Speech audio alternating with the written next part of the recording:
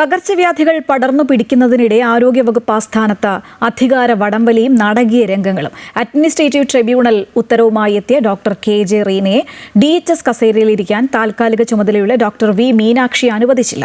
കോടതി ഇടപെടലിലൂടെ മാത്രമേ പ്രശ്നത്തിന് ശാശ്വത പരിഹാരമുണ്ടാകൂ. രാവിലെ 10 മണിയോടെ ആരോഗ്യവകുപ്പ് ആസ്ഥാനത്തെത്തിയ ഡോക്ടർ കെ.ജെ. റീന DHS ഓഫീസിലെത്തി അഡ്മിനിസ്ട്രേറ്റീവ് ട്രൈബ്യൂണൽ ഉത്തരവ് കൈമാറി.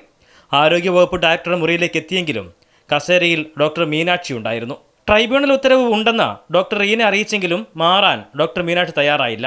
സർക്കാർ നിർദ്ദേശമനുസരിച്ചാണ് താൻ DHS കസേരയിൽ തുടരുന്നതെന്നും മാറാൻ സാധിക്കില്ല എന്നും ഡോക്ടർ മീനാക്ഷി നിലപാടറിയിച്ചു. തുടർന്ന് സമീപത്തെ കസേരയിൽ ഡോക്ടർ റീനയും ഇരിപ്പുറപ്പിച്ചു. ഉച്ചയ്ക്ക് ഭക്ഷണം കഴിക്കാൻ ഇറങ്ങുമ്പോഴും നിലപാടിൽ മാറ്റമില്ല എന്ന് റീന. അല്ലാതെ പറ്റില്ലല്ലോ, എൻ്റെ ജോലി അതായി പോയില്ലേ. മീറ്റിംഗ് എന്നെ പങ്കെടുപ്പിക്കില്ലല്ലോ, സംസാരിക്കാൻ പാടില്ലല്ലോ. കോടതിയിൽ കേസ് ഇരിക്കുന്ന സമയത്ത് ഞാൻ എന്തെങ്കിലും പറയുന്നത് കോടതി ലക്ഷ്യത്തിന് തുല്യമാണ്.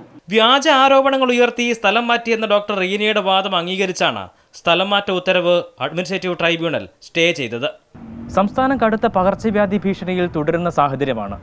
പ്രതിരോധ പ്രവർത്തനങ്ങൾ ഊർജിതമാക്കേണ്ട സമയത്താണ് ഇത്തരത്തിൽ ആരോഗ്യവകുപ്പിന്റെ തലപ്പത്ത് ഇങ്ങനെ ഒരു കസേരകളി നടക്കുന്നത്.